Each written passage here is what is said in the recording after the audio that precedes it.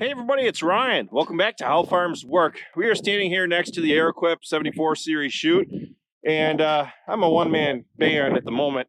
I'm standing here with a few of my calves. I was moving gates around down here, and the whole group just came down into the lot, and I'm like, why don't I try pushing them through the chute, try penning them in, and see if I can get them to go through.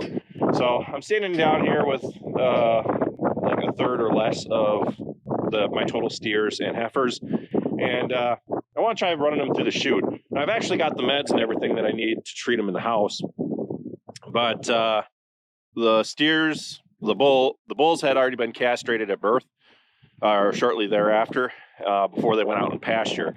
So that's done. All they really need is to get their shots, their vaccines. So if I can get them locked into the chute, I can do it myself. So since we have our own chute this year, I thought, hey, why not try and doing it myself and see how it goes. So this isn't the greatest setup that we've got at the moment. We're just starting with the chute, but we kind of have our own sorting pens and everything set up out here, which made weaning calves off a breeze for me. I did it all by myself after dark.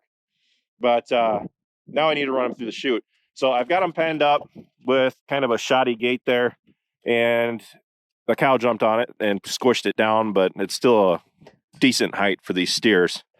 So I got the chute opened up and everything. Just need to start convincing the calves to go through it. Come on.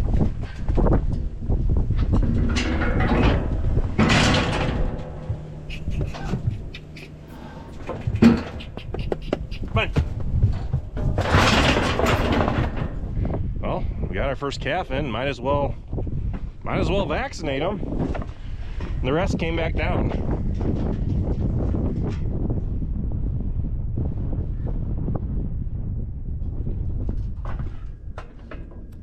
2 cc's. A little bit windy. I had to put my hat on. So I've got 2 medications that they're all getting: Bovishield Gold, and I've also got Ultra Choice. And these are the same ones we've used in the past, so I'm gonna give these shots in the neck. I've also got Vetromec Pour-On that I'm going to be pouring the calves onto to get any parasites that might be bothering them. They all look really good. I treated the ones that were really bad before they came off pasture. So especially with these guys, I'm not seeing that they're really infested at all, but every time we run the calves through the chute every year, we always give them a pour-on, and that helps eliminate those parasites, helps them grow faster. This might actually make her jump, so we're gonna squeeze it down a little bit.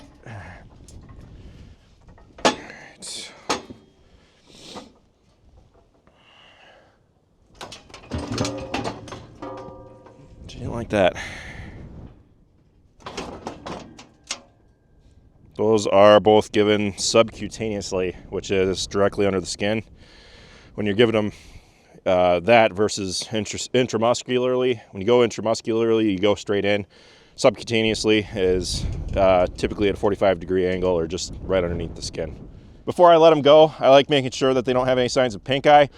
This time of year would be kind of out of the ordinary, but I've seen it before.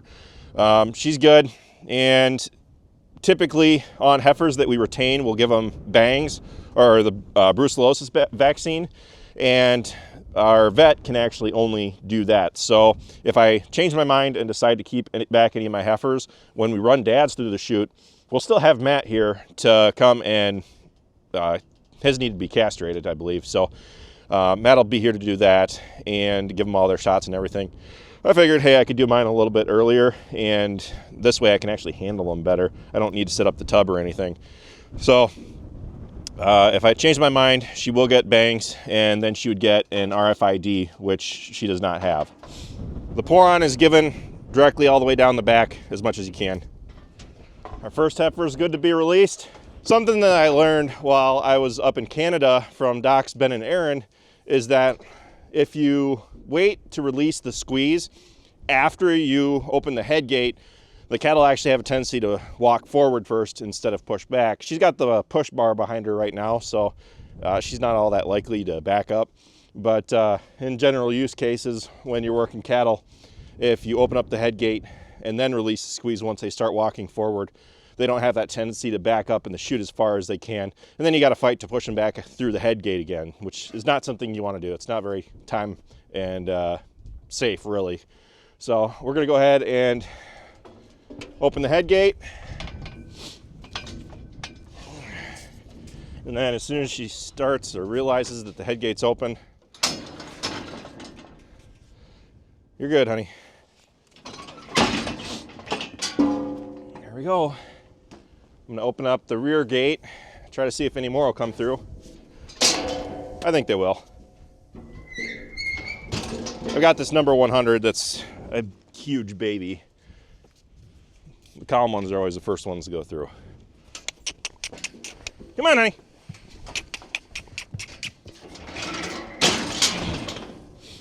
I love my job. So, this is number 68. She's one of my nicer heifers.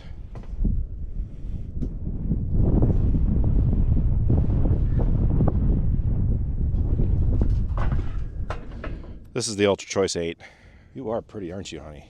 If I had another person here, what I'd have them doing is actually going around and taking pictures of them while they're in the chute, or as they come out of the chute. So that way I have a record of what the calves look like as they get older, so that I know what the calves will look like after they've been raised out of a certain cow. So that way I can kind of correlate genetics just by looks.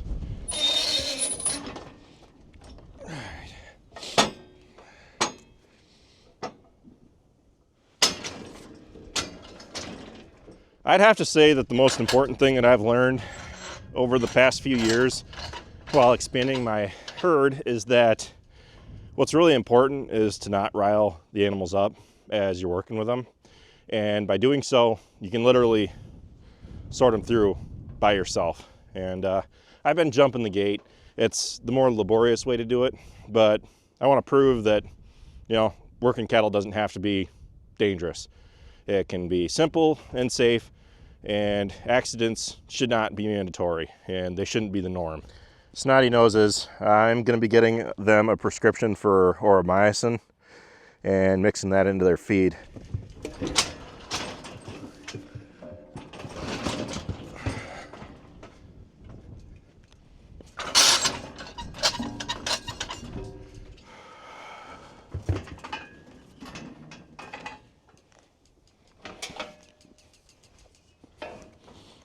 So on the steers, I'm climbing in with them, feeling them just to make sure that the band worked and that they don't still have either of their nuts. Bang, bang, harangue, he's done, I think. Come on, buddy.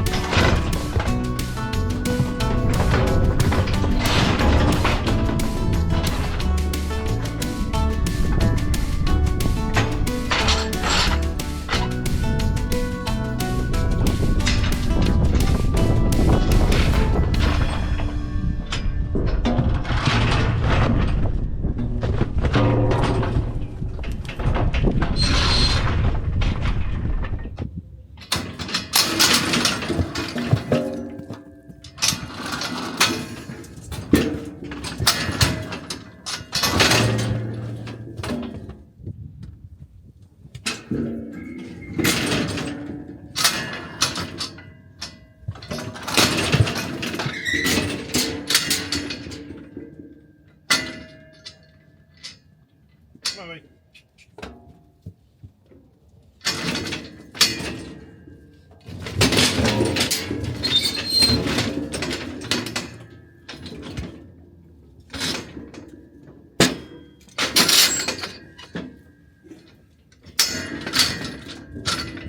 Come on, buddy.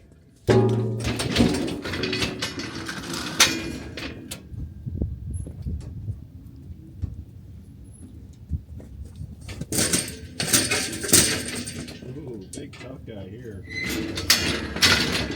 Come on. Come on.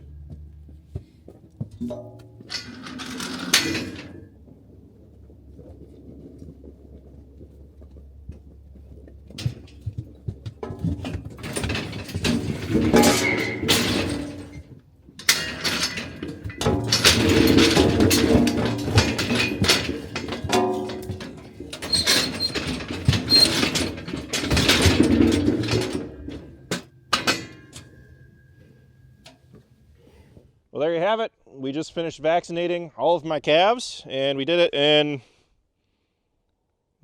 6 hours, roughly 6 hours. So I'm not saying that doing it alone is the most efficient way, but just having one person here calmly working them through the chute, they're a lot calmer than we normally are, because I mean, everything that we work them with has been here. Usually when we work them through, we set it up in the pole shed, which I'm sure we'll probably end up doing still when we run dads through the chute, because that has have to be castrated. But normally when we put it up there, they're not used to the round pen and everything being set up in there. We try to set it up a couple days beforehand so they can get adjusted to it. But with more people around and pushing them around, they get more worked up. This guy was the wildest that I've had all day.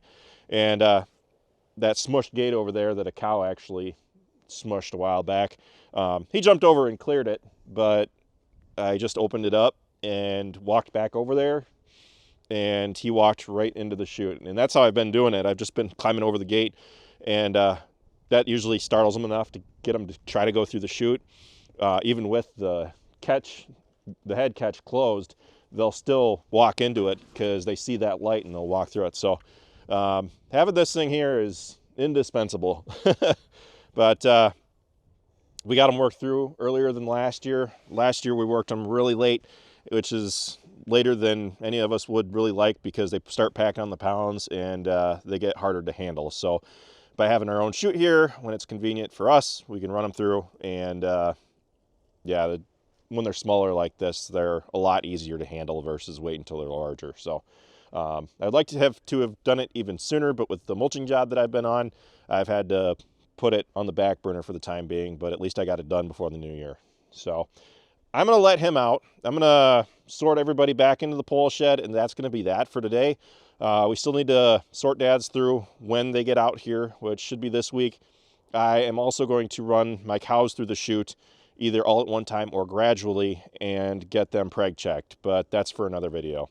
So anyway, with that, thanks for watching, guys. Be sure to check out all of our other videos. Be sure to like, comment, and subscribe, and be sure to follow us on Facebook, Instagram, TikTok, and Snapchat, all how farms work. And with that, I'll see you next time. Come on.